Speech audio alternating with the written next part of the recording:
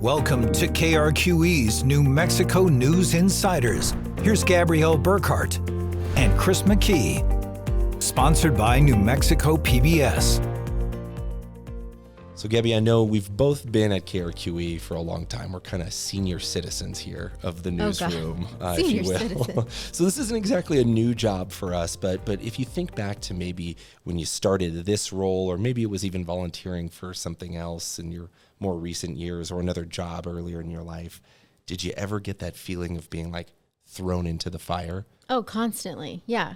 As a teenager, I worked actually in sports television with my parents, and they would constantly be giving me roles that I didn't feel prepared for. Yeah. But I totally had to figure it out on the fly and wing it. I do feel like it did prepare me, though, as an adult better to be kind of thrown into the fire and do something out of my comfort zone and just have to figure things out. I remember driving talent around before GPS. So I would have like these handwritten directions, like a 16-year-old girl driving, these sportscasters around from like point A to point B and being just like very nervous to mess it up. Yeah. But you don't want to do it. Exactly. Get thrown into the fire. I asked that based on, our guest here today, and I get the sense based on what's been happening publicly, this week's guest has probably dealt with a lot of those big decisions, thrown into the fire type decisions in just the few months that he's been on the job as one of the top leaders in the world of New Mexico sports. It's also a time when college athletics are just changing drastically in terms of how quickly amateur athletes are changing teams, and big money endorsement deals they're now free to enter into as well. Yeah, so let's get straight to our guest this week. He makes the big decisions for athletics at New Mexico's flagship university. He is Fernando Lovo, the 14th Vice President and Director of Athletics for the University of New Mexico Lobos. AD Lovo, thank you so much for joining us. Yeah, thanks so much for having me. I know we've been trying to get this scheduled for a few weeks, so happy to finally get in here and super excited to spend time with you both. Yeah. And I think it's a really interesting time. You were just hired for this high-profile job in December. And so I just want to say, without getting into the nitty-gritty of a lot of the decisions, and I think we'll get to some of the finer detail in some of our follow-up questions, but just for a bit of context, you've already had to hire a new football coach, a new men's basketball coach in the last 3 months. Those are seemingly the two biggest jobs in Lobo athletics and for a lot of other universities. So just a question, has this been baptism by fire for you? Yeah, it certainly has. I mean, it's been at my press conference the other day when we were introducing Coach Olen, I made the comment that it was 120 days on the dot, 4 months. It's been a whirlwind. It's been super exciting for me to be able to dive headfirst into this. People ask me this quite a bit, and my response is always the same. That's why I took a job like this. This is a special place. The University of New Mexico, as you mentioned, is the flagship institution of this wonderful state. And to have the opportunity to make these decisions, 4 months into the job, to me is a blessing. Obviously, it's a team effort, everything that we do, but I wasn't certain that I was going to have to do this in my first 4 months, but it sure has allowed me to kind of get my feet underneath me and kind of take the lay of the land and just really have to trust my instinct and my gut. I've been really fortunate over my career in college athletics to have some incredible mentors that have prepared me for these moments. And, every place is different, and every place requires a different set of priorities and circumstances surrounding what you need to look for in a coach. But to have the opportunity to hire a coach in football and men's basketball the first 4 months has been a blessing. Yeah. It's a lot of work. We know you have a wife and 2 young kids, right? From your social media, it looks like you guys have been to the biopark. Yeah, so we were there far. yesterday. What else so far? And what do you think just about New Mexico? How's your family settling in? Yeah, so I took this job sight unseen. I had never been to New Mexico or Albuquerque, but the biggest mentor in my career, or one of the biggest mentors in my career, is the athletic director at the University of Texas, Chris Del Conte, a native of Taos, New Mexico. And so it's funny how God works. In 8 years with him, he had always mentioned to me about New Mexico and his time growing up here and just the great people and the food and everything else. And so when this opportunity presented itself, and I was fortunate enough to be able to get this job, when I got here, I immediately fell in love. The people are great. The weather's terrific. I love the sunshine. The food's amazing. I'm partial to green more than I am red, but I'm working on red. But just the reception I've received since I've been here has been amazing. I absolutely love it. I've settled in a little nice townhome. And then about 2-3 weeks ago, I flew to Austin and picked my family up, and we have a 5-year-old son and a 3-year-old daughter and a golden doodle dog. We piled into a car and drove 16 hours from Austin to Albuquerque, but I can tell you we've absolutely loved our time here. We've explored a lot of Albuquerque. My son goes, "Daddy, those are some big hills," when he first got here. And I said, no, baby, those are mountains. And so we didn't have those in Austin, but just, right. I can't say enough good things about this city, about this great state. I'm truly blessed and humbled to be here, and my family is as well. So we can't wait to get settled in a home and really make it our home. Yeah, that's awesome. I want to dig a little bit into your background. It sounds like you've had a few roles in athletics administration for several other big universities. You mentioned Austin, most recently the University of Texas at Austin, where I understand you were the Executive Senior Associate Athletics Director for Operations. Before that, you had a role with The Ohio State University and the University of Houston. You also worked, though, as well in professional sports for a pro team in the NFL, Jacksonville Jaguars. I wanted to ask, what drew you to wanting to be the athletics director for the Lobos? And what so far do you see are the big differences, the big similarities between the roles you've had and your new one? Yeah, so let me go back to where it first started for me. I went to school at the University of Florida, which ironically enough, the Gators are playing Houston tonight in the national championship, which there's so many similarities. Obviously, Eddie, myself and Eddie, former athletic director here, both from Miami, both Hispanic, both went to University of Florida, and I spent time at the University of Houston. He's now the AD at Houston. So I just had to say that just because there's so much irony in that. But, I played athletics growing up. I played basketball, I played baseball, played golf. I certainly wasn't good enough to play in college. But I started as an equipment manager at the University of Florida. And it was there that I really, really developed a deep admiration for what college athletics, the impact that it has on young men and women that participate in it. And so I knew from an early age that I wanted to be an athletic director. I wasn't quite sure how the path was going to work its way to get there. But, as I progressed through all those places that you just mentioned, I just developed a deeper and deeper and deeper admiration for it. And I felt that the impact that you can have on these young men and women is really second to none. And so when I was at the University of Texas, obviously in an executive role, there is a difference between sitting in the chair and sitting around the table, but that's what I wanted. I wanted to sit in the chair. I wanted to have the ability to make decisions that impact not just our student athletes, but the greater community. And so when the opportunity presented itself to come here, I jumped at it. I knew this was a great place.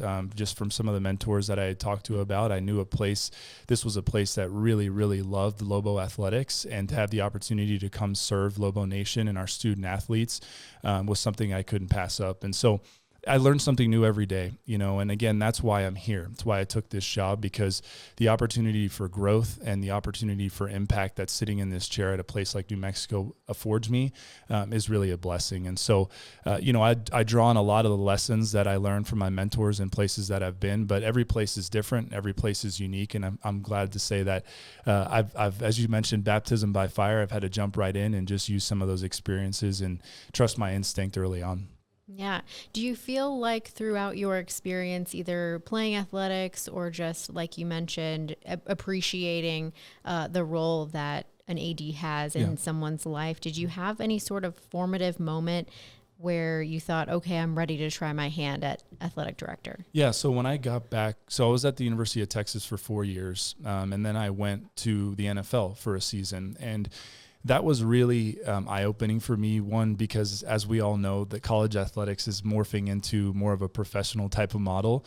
So the experiences I was able to gather there are helping me, no doubt, in this new age of college athletics. But I also realized that professional athletics was a bit too transactional for me. The development of relationships and seeing these young men and women come in as freshmen and hopefully develop and graduate, and whether they play professionally or they go and they become productive members of societies or their communities, whatever it is, the opportunity to have that impact as an athletic director really just struck me then. And I remember when I went back to Texas, I was, I think I was 33 years old when I went back to Texas, and I said to myself, by the time I'm 40, I hope that God will bless me with the opportunity to lead a department, and just through, trusting my instinct and hopefully, a work ethic that folks, saw in me in terms of what I invested into what I do and the student athletes I was afforded with this opportunity. And so I don't take it lightly. I don't take it for granted. Every day I wake up, I know that this is my purpose. This is my calling, and my why is to serve student athletes and our staff. And every decision that I make, any meeting that I have, I start with that purpose, and I never lose sight of that, because regardless of the way college athletics are changing, our number one goal is to graduate our student athletes and make them better husbands, fathers, whatever it is, and more productive members of society. So just the realization of that and the opportunity to come do it here is just terrific. Chris mentioned off the top, you've dealt with some big changes in just a few months on the job, right? One of the most recent things that emerged for you in Lobo Athletics was the departure of four-year head coach Richard Patino, who left for a new men's basketball coaching job at Xavier in Cincinnati. There's more context there, but I wanted to ask you, what do you think of the work that he achieved here? It's hard to describe the impact that Coach Patino and his family had on this program. And again, I say this humbly because I've only been here 4 months, but I've been able to draw off of the experience of a lot of experienced folks on my staff that have either, coached basketball or were managers here.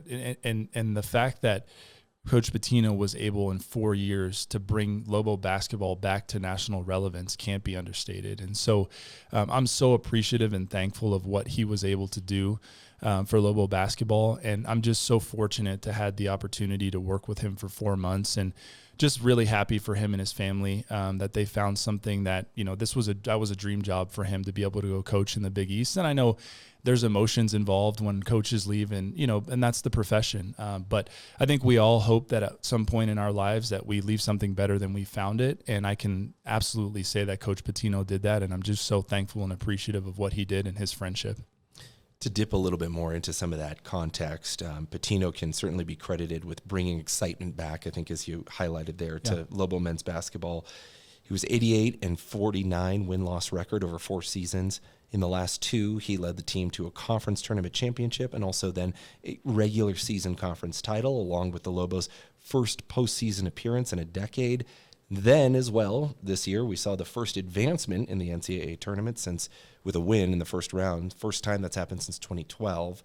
When everyone learned that Coach Patino was leaving, I know you put a statement online saying how UNM really tried to keep him with a, quote, extremely aggressive retention offer, but he made a personal decision to pursue a new opportunity. Some speculate, though, I think these days, that the name of the game is money. You mentioned how college athletics is turning more kind of towards that pro model, and things feel a little bit more transactional. But with that being said, I think some will speculate that UNM just can't compete with some of these bigger schools financially. What do you say to that?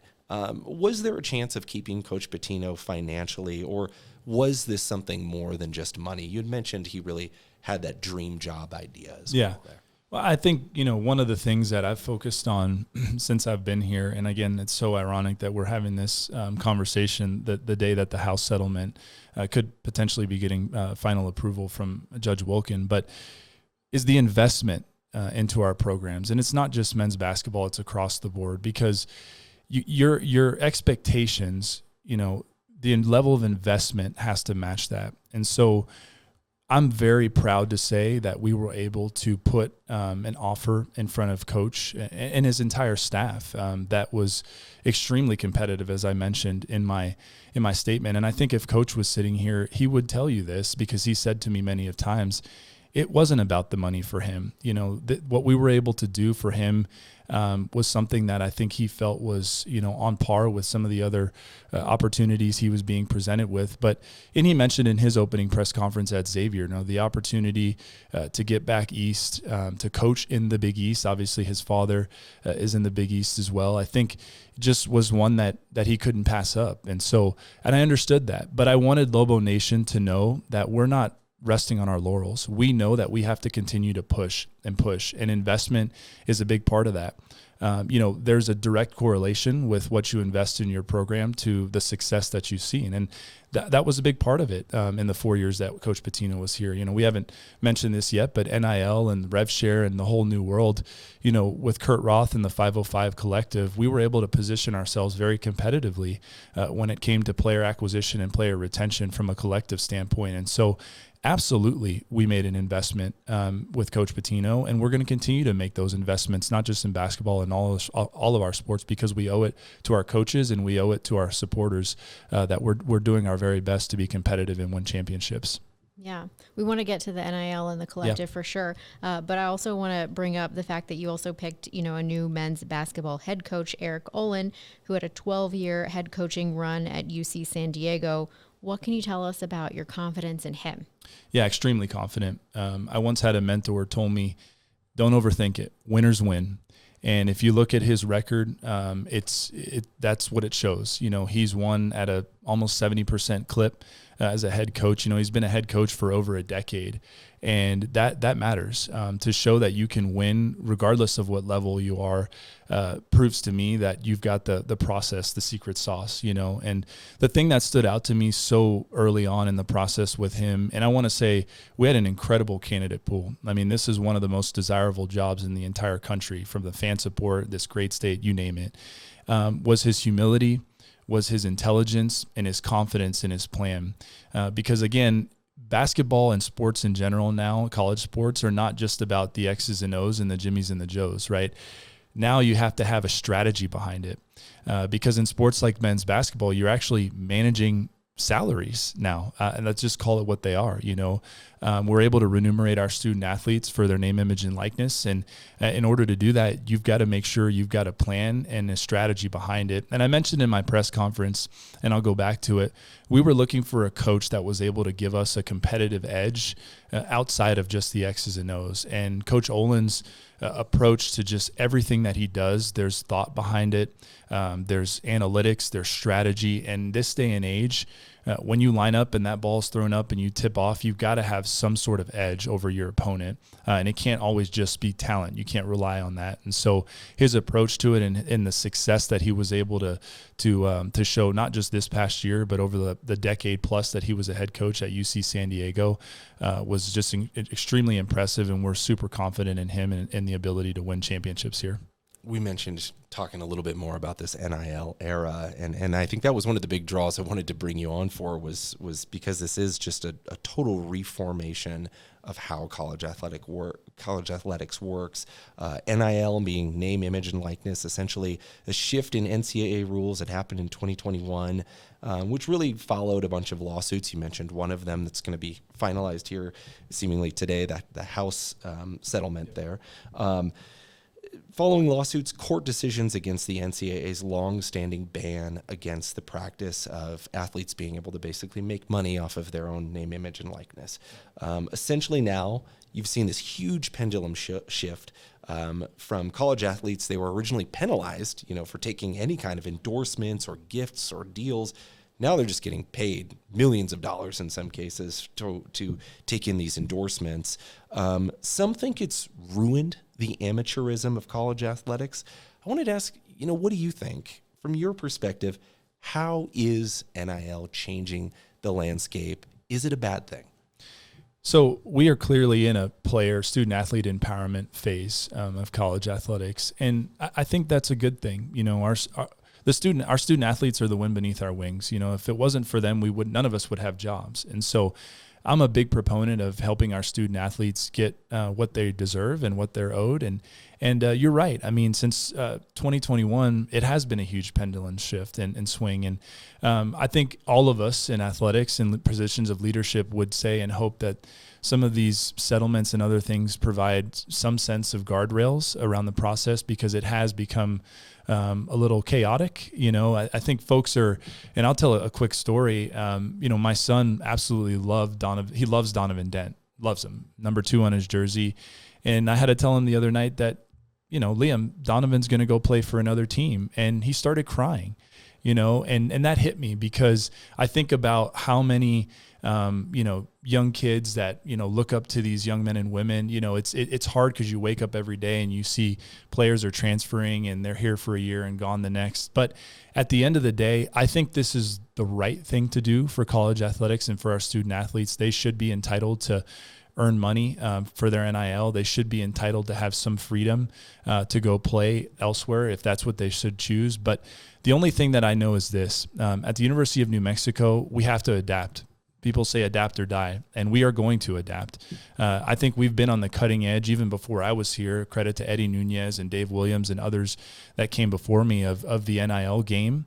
And we've been able to field competitive teams across the board because of not just solely because of that, but because that was a big focus that they focused on, and we've continued to do so. And so what I would say is I do hope that some of these settlements provide some guardrails, because I believe with all my heart that we can and will thrive in this new age at the University of New Mexico because we have great support, we have great coaches, we operate with integrity, and we still keep the main thing, and that is to graduate. We graduate upwards of 89% of our student athletes, which is something I'm really proud of. And in this day and age, if you can't retain your players, meaning you don't have the resources to retain them, the numbers show that when they go transfer, they don't graduate. It's unfortunate, but if they're able to stay from their freshman year to their senior year, we have a great academic support system in place. And so not only will they win championships, but they're going to get their degree. And if they don't play professionally, no problem. They'll go hopefully stay in this great state of New Mexico and give back to their community and become newscasters or politicians or whatever it might be to impact this community. And so while it has been stripped a bit of the amateurism that I think a lot of us were accustomed to, we must embrace this professional model, but we can't waver from the main thing, which is ensuring that our student athletes get their degrees, and we'll do that at New Mexico. We'll be right back with more of the New Mexico News Insiders. Hi, I'm Logan Rader, host of New Mexico Living. New Mexico News Insiders is sponsored by New Mexico PBS. If you like New Mexico News Insiders, learn more about New Mexico in Focus, a weekly hour-long show analyzing decisions impacting New Mexico statewide. Stream it anytime, anywhere. Visit nmpbs.org and follow them on all social media platforms. Now back to New Mexico News Insiders. And I understand there are collectives these days that basically work on that financial incentive piece to convince students to come to UNM, for example. Can you explain to us just generally what is the collective apparatus here for UNM? How does it work, and how competitive is UNM? Yeah, so again, I'll give credit to Kurt Roth and the 505 Sports Ventures Foundation, and then Jalen Dominguez, who's on my staff, who's my chief revenue officer, along with Eddie Nunez when he was here. They started what was called the Lobo Alliance, and that was a partnership between the Lobo Club, which is our development arm, and the 505. And so I think where the struggle was for a lot of folks is they were a bit confused, back, 12, 14, whatever it was months ago. What does a collective do? What does it mean? And so what it is that it's a private entity where we're able to either partner with companies in Albuquerque across the state or solicit private donors to give their hard-earned income. And then we're able to use those dollars to activate our student athletes both internally and in the community. And so, folks, have this notion of a pay for play. I think you read that in some of the articles, but, we've really tried to focus on ensuring that our student athletes are giving back to the community, using their name and their image and their likeness, right, to help us generate revenues as a department by using them to help sell tickets or whatever it might be, but also to impact the community by doing community service and other things. And so there's an exchange there, right? There's obviously a monetary value, but in order to receive those dollars, we're making sure our student athletes are being engaged and active in the community. And so that's the new model, that's the old model with the collectives. And the new model with NIL and rev share after the post-house settlement actually allows us to bring a lot of that stuff internal. So we're going to continue to partner with the collective, but we're going to have a lot more oversight and control should the house settlement get approved here in the next couple of days. Oh, wow. So that means, I guess, internally, essentially, like as you had said earlier, calling it what it is, the idea of like you have a payroll basically, right? And salaries are involved, and I guess the each student athlete potentially making a different salary depending on whatever their value might be towards that team, which is more of we always thought of the pro model. Right. Sure. Yeah. Okay. Alongside the NIL piece, one thing we haven't necessarily talked about is the transfer portal. That is something different, but also has come up around the same time. When we were all growing up, I know we're all in our 30s here, watching college sports, it was common to see anyone who transfers from another school, they got to sit out one season. That rule, it gets axed in 2021. And so basically you're seeing every season a lot of shifting in the makeup of these teams. You mentioned Donovan Dent, one of the folks that has departed the Lobos for UCLA, as I understand, here in this next season to season.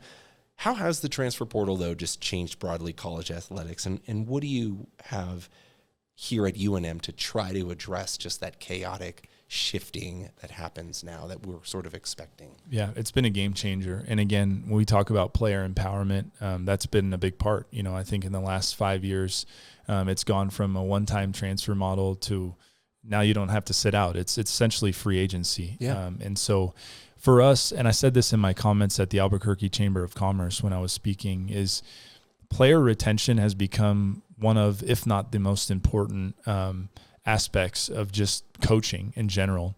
And it can't always be about resources and dollars and cents, because we're never going to be able to compete with the Power Four, in terms of what they have. But what we do have here, we have a unique connection with our community. I think that you can't find in a lot of places, and that's got to matter for something. And I know it does for a lot of our student athletes. I mean, our young men and women who perform are like rock stars in this community, and it's just not like that elsewhere. The other thing is we've got to show that we have support systems here that are going to help them grow. And I think we have a really incredible student services team and academic support team. And so that still does matter to a lot of our student athletes. But at the end of the day, we have to make sure that we are positioning ourselves competitively amongst our peers for player retention.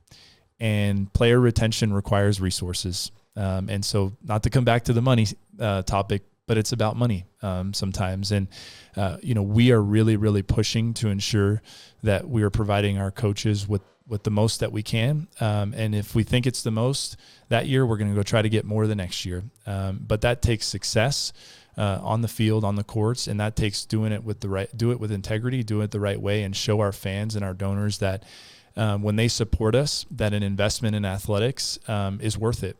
And then beyond that, from our community and from our state, that investing in athletics is an investment in the economy. And I mentioned that in my comments at the Chamber of Commerce. And I'll continue to just kind of hammer that home, because the impact that a successful athletics program has, not just on Albuquerque, but the state of New Mexico, is profound. And so retaining our players and our best ones, ensuring that we have championship teams, has a domino effect. I think that's really good for the entire state.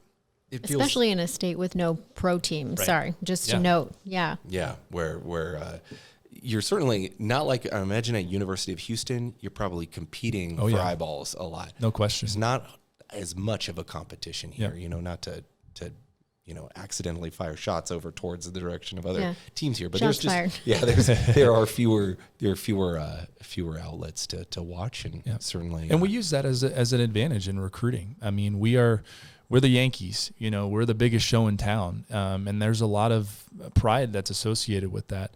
And it's just not like that elsewhere. It just isn't. And you get treated differently here in a good way when you're a student athlete and when you're a coach. I mean, I remember Coach Patino told me, and I told Coach Olen this, we'd go have breakfast at Frontier, and he couldn't even finish his orange juice, because there's 100 people lined up. It's just different here, and it's different for our coaches. It's different for our student athletes. It's different for us as administrators, and we take really great pride in that, because it's special. Yeah. These two things combined, NIL and the transfer portal, I think you alluded to a little bit of this. It really does feel like the big schools stand to benefit the most, because they just have, more people, more corporate entities, more ways to contribute towards that financial piece. But, do you feel that there is anything here on the NCAA side that needs to be changed to maybe better level the playing field, or just, ensure that great schools such as UNM are able to compete? Yeah, I think we're all hopeful. across the board that the House settlement gets approved, and that some of these guardrails that are part of this settlement not only are just enacted, but they're enforced. Because I think if these rules are enforced, it'll give us a fighting chance.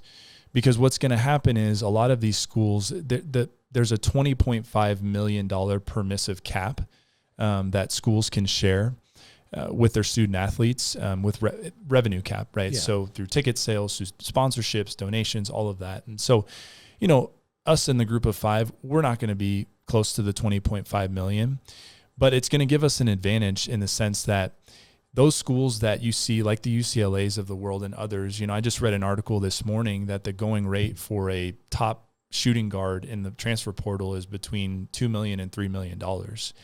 And what you're going to see in the new post-House settlement world is that schools are going to cap, and let's just talk about basketball for a moment. They're going to cap what they're providing to their men's basketball program from a revenue sharing standpoint. So most schools are going to pump their money into football because that's the biggest revenue generating sport at most of those Power 4 schools. And so hopefully in that sense, you'll see some sort of levity in the situation, because anything outside of that cap, and this is getting really into the weeds, so maybe we can have another podcast to go through this, but anything outside that cap is now going to be required to go through a fair market range of compensation analysis. And so what this world has created right now without those sorts of enforcement arms has created really, really inflated numbers that you're seeing for student athletes. And by the way, I don't mean that in a bad way. If that's what the market dictates you're worth, then good for you. You've obviously earned that, so if you can get that, then go do it. But in the future, we're hopeful at a place like New Mexico, because we're resourced in a way where we feel like we can and are competitive, or can be, and that we are competitive right now, that those guardrails are going to provide us with a new set of circumstances to work around, and hopefully allow us to retain, some of these individuals like a Donovan Dent, right, that has gone, to a place like UCLA. But we'll see. I think there's a lot still to be determined with that. The first step is for this to get approved, and hopefully we'll know in the next week or so. But I can tell you this, since I've been here, we've been working nonstop day and night internally to make sure that we've got a plan in place to act quickly, and we're not going to be caught flat-footed. So when this gets approved, we'll be ready to rock and roll here at New Mexico to help our coaches win championships. We'll be right back with more on New Mexico News Insiders. Hi, I'm Monica Wicki, host of New Mexico Living. This episode of New Mexico News Insiders is sponsored by New Mexico PBS. If you enjoy New Mexico News Insiders, check out New Mexico in Focus, a great source for insights about what's happening in our state. Catch their podcasts and videos at nmpbs.org or stream it anytime, anywhere on the free PBS app. Now, let's continue to New Mexico News Insiders. So just to, again, clarify, when you mentioned the House settlement and the guardrails that would exist, you are referring to what exactly? So right now, there is no fair market value analysis, right, for student athletes. And by the way, if there was a lawyer sitting next to me, they may say, well, that's ripe for a lawsuit, because who's a Deloitte, who's the company that's supposed to be doing these analysis, to say that so-and-so can't make X amount of dollars, right? So there could be potential legal challenges. But for those schools that are sharing up to the cap to 20.5, if they're to go $1 over, any additional NIL or rev share that they pay would have to be checked, if you would, for simple terms, by Deloitte to ensure that those payments are in line with what that individual's market value is. And so right now, it's just feast or famine, right? If there's only so many good point guards in the market, so those point guards, they've got agents and they're driving up their price. And so it's become somewhat of a bidding war. And so, again, those guardrails, right, that I've been talking about, they're very complex and there's a lot of layers there. But I can just tell you and Lobo Nation that if those guardrails are enforced, that we're going to be in a good spot at New Mexico. And those guardrails are essentially in a lawsuit settlement. That's right. Is getting figured out essentially in federal court. That's right. The House case. That's right. A House being the last name of a particular person who sued. So. Yeah. Not the House when we think about the legislature. Right. Yeah. Just to kind of clarify. confusing. To clarify, we've done a lot of legislative talk lately as well. But we haven't had a chance to get into football yet. That was one of the first things you dealt with, hiring a new head coach, Jason Eck, after the sudden departure of Bronco Mendenhall, who was just 1 year into his contract and left less than 2 weeks after you started. This was another big news, big shakeup at UNM. Mendenhall expressed interest in being closer to family, but it's also hard to ignore how in this new era of NIL and the transfer portal, teams are getting reformatted almost every year, it seems like. Do you think Lobo fans should expect more movement in coaches in shorter periods of time? What's your goal for hanging on to coaches? It's really important, that we have some continuity in our department. And look, like I mentioned with Coach Patino, when you have success and you leave a place better than you found it, that's I get that. I understand that. And we're very happy. But for Lobo Nation, we need to create some continuity amongst our staff and our coaches. And so, one of the things that I focused on with the football search is, making sure that the individual that I was going to hire really, really wanted to be here, had a burning desire to be the head coach at New Mexico. And my gosh, Coach Eck is that. I mean, he's out in the community all the time. His kids actually just went to their first day of school here and today. And I mean, he loves this place, loves it. He's engaged. He's just around all the time. And I think I know that matters here. I know that matters to this community. And so, he's doing that. And then when we win in the fall and he builds a winning program and we have some continuity, I think really that's when the magic starts to happen. And so what I can say about Coach Eck and Coach Olen is that they really, really wanted to be at New Mexico. They understood the opportunity and the obligation that those jobs have here at New Mexico. They embraced it. And they've both told me to my face and to others that this is a place they see themselves building a championship level program here and making an impact in the community. And I know that they're committed. And I think that's important for Lobo Nation. And I'm happy to say that the two individuals that have joined us most recently, and Coach Eck and Coach Olen, are ready to rock and roll, and they're ready to make this community and Lobo Nation proud. How is the transfer portal impacting Lobo basketball and football over the next season? Are you confident you can keep any of the players who've entered but haven't committed to another school? Yeah. So we'll start with football. So football actually has two transfer windows. Coach Eck, he got here and the first transfer window was open in December. And I don't want to say the wrong number, but I think it was somewhere in the range of 50 student athletes he had to go sign. Wow. Think about that. 50. Yeah, that's a lot. In a really short time. Yeah. And I think there's 90 student athletes on the football roster right now. So, I mean, that's incredible. But he did a great job, and he had to make some quick evaluations. And I was just at practice this Saturday, and I think Lobo Nation should be excited about what they're doing and the progress that they're making. So he was able to do that. And then in football, we have another transfer portal here that's a window opening in the next couple of weeks. And so, again, we go back to retention. We've got to retain the players that have performed in the spring, and I think we have a good plan for that. And then we've got holes that we need to fill in the roster. I would imagine you'll see quite a few new names flying across the ticker that we'll sign. And that's good, because again, we've got the resources to do so, both academically, support wise, and then obviously the NIL and rev share piece. So for Coach to go build a roster. So I think football's in a good spot. They'll have some movement here. You'll see in the next couple of weeks, but that's to be expected because we need to complete our roster.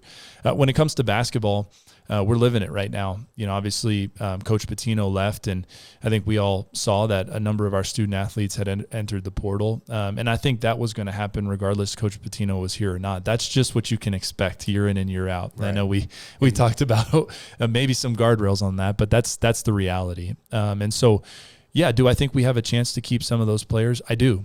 But what Coach Olen is here for is he's here to build the program and the players and the team around the vision that he has, and so he's a great recruiter. He's got the resources he needs. And so I think there's a chance that we could retain some of those, but we're right in the mix of it. And, I would just tell Lobo Nation to just keep the Twitter open, keep Instagram open, because we'll be seeing a lot of updates here in the next week or month.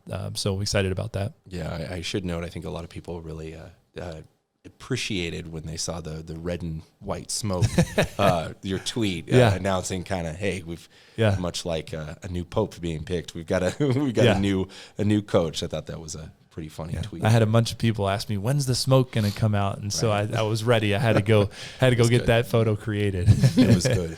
I do want to go back to also a conflict that emerged at the start of your tenure, but it happened months before you joined UNM. We reported on conflict and a subsequent lawsuit between Lobo men's basketball redshirt freshman Shane Dumas-Sanchez and another player on the team. There were allegations of assault involved there. We've done a lot of reporting on this, and we can share some links with more details, but without getting into all the context there were essentially allegations from Dumas-Sanchez that UNM and its men's basketball coaching staff, as he had said, didn't do enough to sort of address the situation.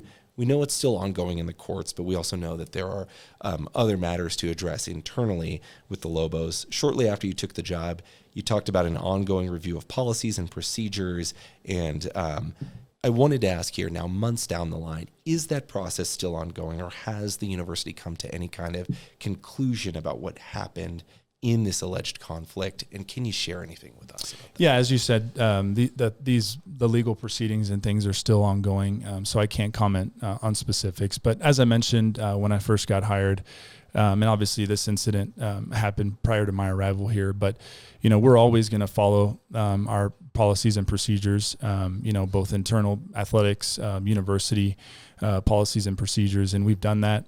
We continue to let the process play out, and we'll see where it goes. But as I said then, I'll say now, we're always 100% committed to following our policies and procedures, and we'll let it play out and see where it goes. Is an incident like that affecting, or has it impacted, like, morale within the team, the men's basketball team? Yeah, I didn't feel that when I was here. Again, I think it was my first week on the job when this kind of all transpired, and so no, I did not feel that. I think our coaches across the board do a good job in terms of setting their rules and their policies and procedures, and compartmentalizing playing the game and practicing right in terms of just the bigger picture. So no, I did not feel that since I got here. Okay. Anything we haven't asked you that you want people to better understand about either Lobo Athletics, your role, or anything you want to share? Yeah, I think, I've had the good fortune of being able to spend some time, in Santa Fe during the legislative session. And the thing that I wanted to make sure that I communicated there, and just more broadly, is the impact that Lobo Athletics has on this state. As the flagship institution of this state, I know we feel an immense obligation to ensuring that, we make this great state proud.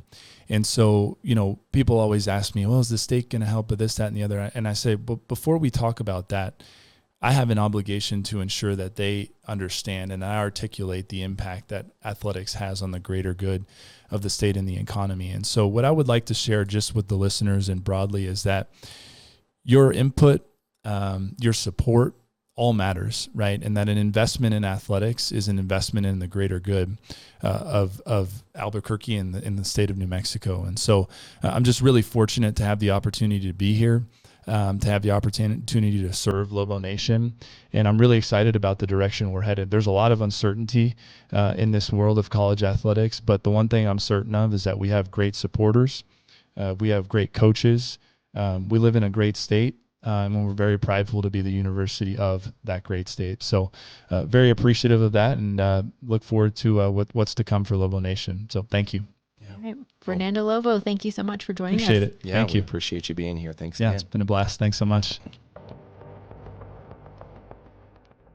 Again, thanks to UNM's newer athletics director, Fernando Lovo, for joining us. He's got a big job, and again, I think as he alluded to, he has handled some big challenges, decisions with just a whole lot of energy and a lot of enthusiasm. Yeah, so and quickly, new staff. which has got to be a stressful job to pick two lead coach roles like that so immediately. Not only that, but right now he said him and his wife and 2 young kids are in a townhome before they find permanent housing. So a lot going on in the Lovo world.